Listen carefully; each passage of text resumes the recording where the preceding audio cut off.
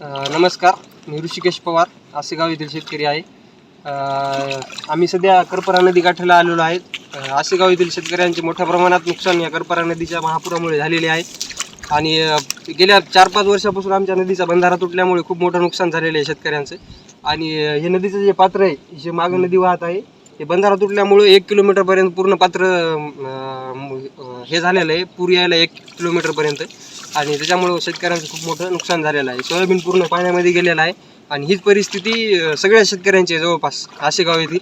आणि शासनानं जे विम्याचे ट्रिगर बंद केले आहेत, ते ट्रिगर जर आता सुरू असते तर 25% रक्कम विमा कंपनीला शेतकऱ्यांना देणं अनिवार्य होतं.